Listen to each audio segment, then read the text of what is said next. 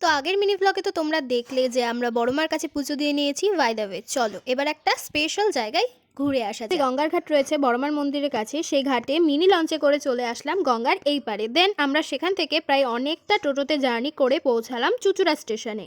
সেখানে কিছুক্ষণ ওয়েট করার পর এলো আমাদের ব্যান্ডেল লোকাল ট্রেন। এরপর আমরা কিছুক্ষণ ওয়েট করার পর পৌঁছে গেলাম ব্যান্ডেলে। তারপরে ব্যান্ডেল থেকে কিন্তু আমরা আবারও ট্রেন ধরে ডাইরেক্ট 2 ঘন্টা জার্নি করার পর পৌঁছালাম অম্বিকা কালনা স্টেশনে। এটা পড়ছে পূর্ব বর্ধমানের মধ্যে। সেখানে নেমে আমরা কিছুক্ষণ হাঁটার পরে চলে গেলাম টোটো স্ট্যান্ডে। সেখানে টোটো ধরে চলে গেলাম সেই অপূর্ব। এখানে ছিল একটা করে কালো পাথরের এবং একটা করে সাদা পাথরের শিবলিঙ্গ। এই মন্দিরটা পুরোটাই সবুজ ঘাসে ভরানো, দেখতে জাস্ট অপূর্ব ছিল।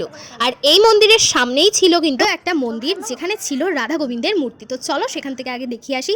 এন্ট্রিতেই কিন্তু দারুণ, প্রত্যেকটা জায়গা এত সুন্দর সবুজ ঘাসে মোড়ানো, দেখে সত্যি খুব ভালো লেগেছে। আর প্রত্যেকটা সব পুরনো দিনে সেই পোড়ামাটির কাজ বা টেরাকোটা যেটা বলছে সেটা। তারপরে এন্ট্রিতেই হচ্ছে যে কি বড় একটা মন্দির। এই মন্দিরগুলো প্রায় সেই দক্ষিণেশ্বরের কালীবাড়ির মতো অনেকটা দেখতে। প্রত্যেকটা মন্দির তোমরা দেখলে আশা করছি বুঝতে পারবে। আর এই জায়গাটা তোমরা চোখের সামনে থেকে না দেখলে হয়তো বিশ্বাসই করবে না, এত সুন্দর নিখুঁত কাজ করা। আর এই হচ্ছে রাধা গোবিন্দ যার কথা বলছিলাম।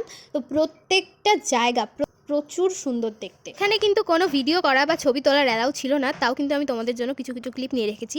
দেন তারপর আমরা একটু হালকা খাওয়া দাওয়া করে নিয়েছিলাম, কারণ সকাল থেকে ছিল আমাদের। এখানে আমরা কিন্তু নিয়ে নিয়েছিলাম ভেজ পিৎজা আর নিয়েছিলাম ফ্রেঞ্চ ফ্রাইস, কারণ আমরা সকাল থেকে উপোস ছিলাম, যেহেতু বড়মার কাছে পুজো দিয়েছি সেজন্য নিরামিষই খাবো হয়ে গেছে প্রায়। সেজন্য আমরা বেরিয়ে পড়লাম কিছু সাইট সিন দেখতে। প্রত্যেকটা মন্দির ছিল খুবই সুন্দর। এটা ছিল চৈতন্য মহাপ্রভুর পায়ের ছাপ। তারপর গেলাম ভবানী মন্দিরে, আর সেখানকার মা দেখবে সত্যি খুবই সুন্দর দেখতে।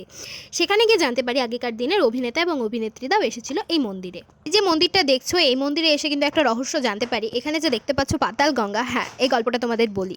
এই মন্দিরে যিনি থাকতেন তিনি নাকি রোজ গঙ্গায় স্নান করতে যেতেন। তবে তিনি নাকি অসুস্থ হয়ে যাওয়ার জন্য হঠাৎ একদিন গঙ্গা তার বাড়িতে প্রবেশ করে।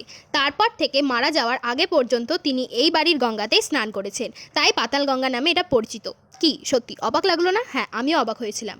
তারপর কয়েকটা মন্দির দর্শন করে চলে আসি একটা বিখ্যাত বর্ধমানের মিষ্টির দোকানে। সেখানে বিখ্যাত সীতাভোগ আর সঙ্গে নিয়েছিলাম মাখা সন্দেশ অম্বিকা কালনা স্টেশনে। এই ট্রেনটা ছিল কামরূপ। ট্রেন আসে আর আমরা ট্রেনে উঠে। এই দিন শনিবার থাকার কারণে প্রচুর ভিড় ছিল ট্রেনে, সেজন্য আমাকে ওপরেই হয়েছিল। তারপর এখানে একটু হাসাহাসি হচ্ছিল, কারণ সবার চেহারা দেখা হচ্ছিল সব কালো ভূত হয়ে চলে আসছে। নেমে পড়লাম ডাইরেক্ট আমরা খাগড়া। এরপর আমরা ঝটপট একটা টোটো ধরে চলে এলাম, কারণ সারাদিন আমাদের ঠিকভাবে খাওয়া হয়নি। আর সারাদিন বলতে গেলে ভাতই খাইনি আমরা। তো সেই জন্য রাত্রে ভাত আর এই যে 5 রকম সবজি আমরাও নিয়েছিলাম। আমাদের বাড়ি ফেরার পালা। সো আজকের মিনি ব্লগটা তোমাদের কেমন লাগলো অবশ্যই কিন্তু কমেন্টে জানিও। আজকের মতো টাটা।